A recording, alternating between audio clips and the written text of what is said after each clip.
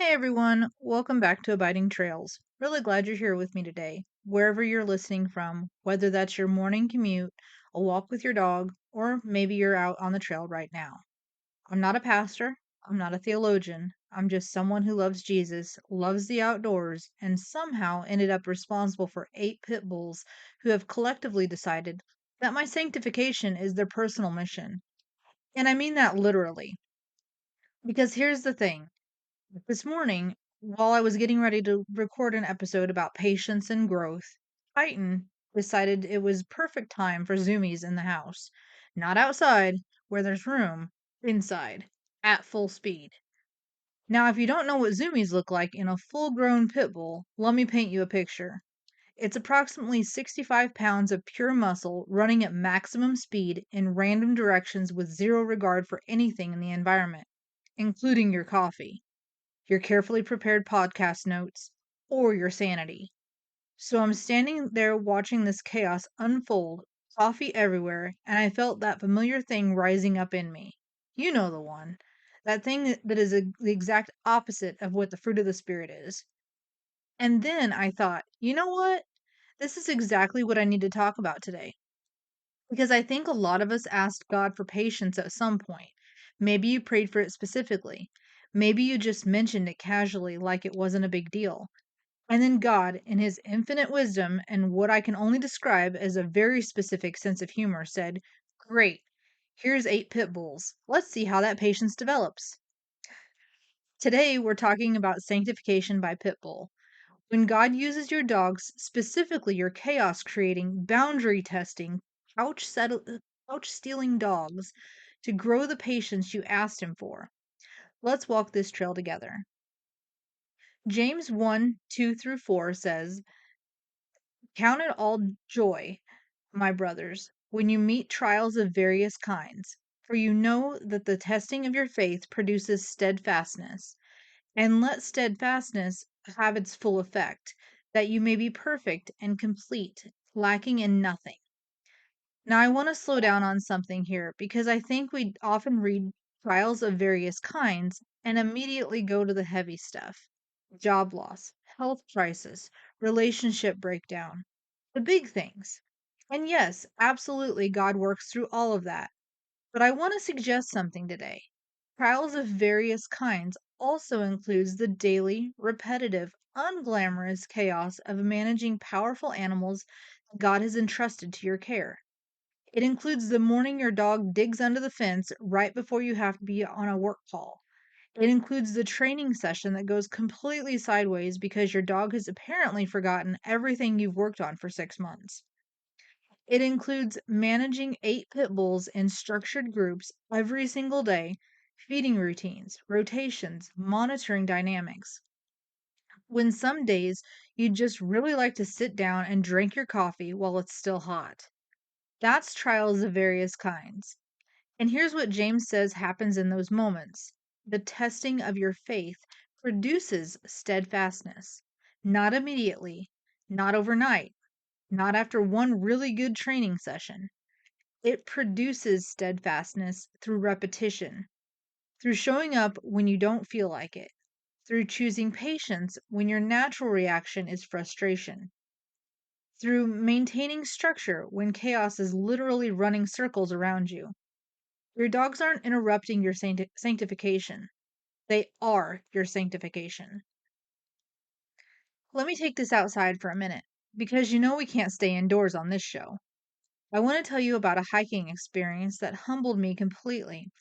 We were on a decent trail, nothing extreme, but enough to require some focus and discipline from both me and the dog I had with me at the time. And I had this picture in my head of what it was going to look like: peaceful, purposeful.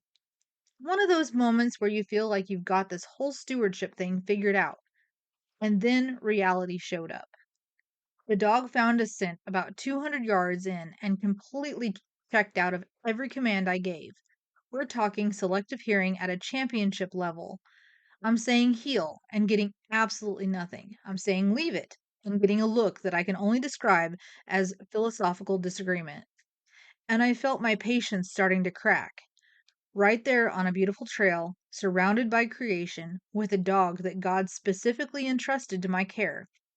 I felt frustration rising up because things weren't going the way I'd planned. And that's when it hit me.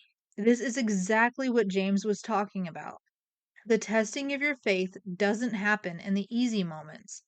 It happens when you're 200 yards into a trail with a dog that decided your commands are optional.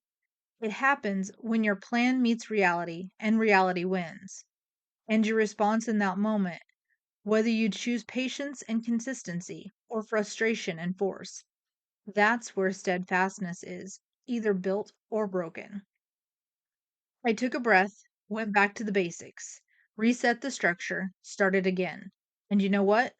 By the time we hit the halfway point, we had a completely different hike than the one that had started badly. Not because the dog suddenly became perfect, but because I chose patience over frustration and consistency over giving up. That's sanctification on the trail. Quick pause here before we keep going. We talk a lot about serious stewardship on this show, and I mean every word of it. But if we're being completely honest, and I think that's what this show is about, sometimes you just have to laugh at the beautiful chaos that comes with loving these dogs and trying to grow in your faith at the same time. I was thinking about this the other day while managing our pack, and I realized something that made me laugh out loud. I specifically asked God for patience this past year. He sent me 8 pitbulls. So I made a shirt about it. It says, I asked God for patience. He sent me a pitbull. If you know, you know. I embroidered this for the guys who love their dogs deeply, take their faith seriously, and also understand exactly how much daily grace it takes to raise these animals faithfully. Because sometimes biblical stewardship is profound and theological, and sometimes it's surviving zoomies before your first cup of coffee. It's live on the site right now for $30.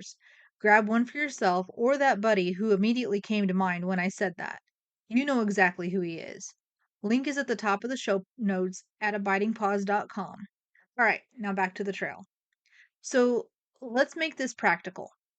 Because I don't want you to just nod along and then go back to reacting the same way you always have when your dog tests your patience, here are 3 specific things that have helped me in the daily sanctification process. That is owning bully breeds. Number 1, pause before you react. This sounds simple, and it is absolutely not simple in practice. But the moment you feel that frustration is rising, whether it's on the trail, in the house, during a training session, take one deliberate breath and one quick prayer. It doesn't have to be profound. Mine is usually something like, Lord, help me respond faithfully right now instead of just reacting. That 1 second of pause is the difference between a training moment and a frustration spiral. And your dog can feel the difference immediately. Number 2, use the chaos as training for both of you. Here's a perspective shift that changed everything for me. The chaotic moments aren't interruptions to your leadership practice, they are your leadership practice. When Titan tests the structure, that's not a problem to solve and move past. That's an opportunity to demonstrate consistent, patient leadership one more time. Every time you respond with patience and consistency instead of frustration and force, you're building both your dog's trust and your own character. The chaos isn't in the way of your growth. The chaos is how your growth happens. Number 3, laugh more and shame yourself less. This is the one thing I think a lot of faith driven men need to hear most. You are not failing at stewardship because your dog drives you crazy sometimes. You are not failing at sanctification because you lost your patience on the trail last week. You are not a bad dog owner because your 8 pitbulls don't live in perfect harmony. Progress over perfection. Faithfulness over flawlessness. Growth over image. God isn't looking for a highlight reel of your dog ownership. He's looking for a man who keeps showing up, keeps trying, keeps choosing patience even when he doesn't feel patient, and the absolute chaos that comes with the calling. Here's what I want to leave you with today. God didn't send you that dog to make your life easier. He sent you that dog to make you more faithful. Every morning, you maintain the structure when you're tired. That's sanctification. Every trail where you choose patience over frustration. That's sanctification.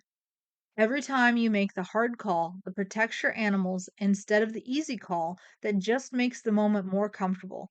That is sanctification. James said, "Let steadfastness have its full effect, that you may be perfect and complete, lacking in nothing." Perfect and complete. That's the goal. Not a perfect dog, not a perfect household, not a perfect trail experience. Perfect and complete man who has been shaped by faithful, patient, consistent stewardship of everything God has placed in his care. Your dog is one of God's most effective tools for getting you there. And yes, sometimes that tool has zoomies at 6 a.m. and knocks over your coffee. Count it all joy. Thanks so much for walking this trail with me today. If this encouraged you or made you laugh while it encouraged you, share it with one man who needs to hear it. And if you haven't grabbed our free ebook yet, Faithful Companions, A Guide to Loving and Caring for Your Bully Breed, it's linked in the show notes. It's the practical foundation for everything we talk about here. New tea is live on the site right now. I asked God for patience. He sent me a Pitbull, $30 at abidingpaws.com. Links in the show notes as well. Next week, we're going to keep walking this trail together with more honest conversation about faith, dogs, and the outdoor life that ties it all together. Until then, keep abiding, keep laughing, and keep letting God use your dog to grow you in exactly the man He created you to be. See you on the trail.